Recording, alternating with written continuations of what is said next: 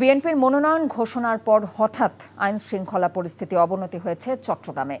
গতকাল রাতে পাঁচলাইশ থানার হামজারবাগ এলাকায় সন্ত্রাসীদের গুলিতে আহত হন চট্টগ্রাম ৮ আসনের বিএনপির মনোনীত প্রার্থী এরশাদুল্লাহ।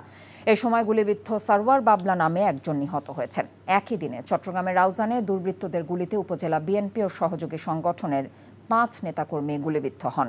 নির্বাচন বানচালের জন্য একটি পক্ষ দেশকে অস্থিতিশীল করার চেষ্টা করছে বলে মনে করছে পুলিশ প্রশাসন। তবে এসব ঘটনায় এখনো মামলা হয়নি। চট্টগ্রাম থেকে আরিচ আহমেদের পাঠানো রিপোর্ট জানাচ্ছেন জীবন আহমেদ। দল থেকে মনোনয়ন পাওয়ার পর পাঁচলাইশ থানার হামজারবাগ এলাকায় গণসংযোগে যান চট্টগ্রাম ৮ আসনে বিএনপির প্রার্থী এরশাদুল্লাহ। কিছু বোঝার আগে দুর্বৃত্তরা খুব কাছ থেকে কয়েক রাউন্ড গুলি ছোড়ে, এতে গুলিবিদ্ধ হন এরশাদুল্লাহ, সারোয়ার হোসেন ওরফে বাবলা এবং শান্তনমে আরও একজন। তাদের একটি বেসরকারি হাসপাতালে নিয়ে গেলে মৃত্যু হয় সারোয়ার হোসেনের। পায়ে গুলি লাগায় অনেকটা শঙ্কামুক্ত এরশাদুল্লাহ। ঠিক একই দিন রাতে চট্টগ্রামের রাউজান উপজেলার বাগোয়ান ইউনিয়নের কোয়েপাড়া গ্রামে দুর্বৃত্তদের গুলিতে উপজেলা শ্রমিক দল ও সহযোগী সংগঠনের ৪ নেতাকর্মী গুলিবিদ্ধ হয়েছেন।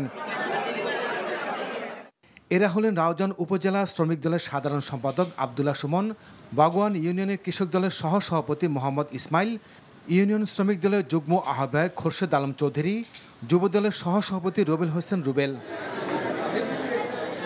আহতরা জানান, একদল সশস্ত্র দুর্বৃত্ত ঘটনাস্থলে এসে গুলি চালায়। সন্ত্রাসীরা এরা ধরে নিয়ে গেছে, তখন আমরা তাড়াহুড়া করে ২-৩ জন গেছি, মানে সরে আনার জন্য। হঠাৎ করে আমাদেরকে জুরুম গুলি করতেছে। প্রতিকর্ষ আমরা চাইতেছি, আমরা যখন বাধা দিয়েছি হঠাৎ আমাদেরকে গুলি। আমরা তো হাতে করে কিছু নিই না, একটা লাড়িও নিই নাই। নির্বাচনকে সামনে রেখে একটি পক্ষ দেশে নৈরাজ্য সৃষ্টি করার চক্রান্ত করছে বলে মনে করছে প্রশাসন। অনেক রিমোট এলাকায় এরা পাড়ায় থাকে এবং পাহাড়ি সন্ত্রাসীদের সাথে এদের যোগাযোগ। এদের যে হাইড আউট সেটা খুবই গহীন দুর্গম পাহাড়ি অঞ্চলের হাইড আউট। সেখান থেকে বেরোয় এসে এরা হঠাৎ করে একটা ঘটনা ঘটায় যে এরা দ্রুত হোন্ডা নিয়ে চলে যায়। অত্যন্ত রিমোট, সেখানে আমি সহ রেড করেছি। সেখানে গিয়া আসলে এদেরকে খুঁজে পাওয়া এটা খুব দুরূহ ব্যাপার।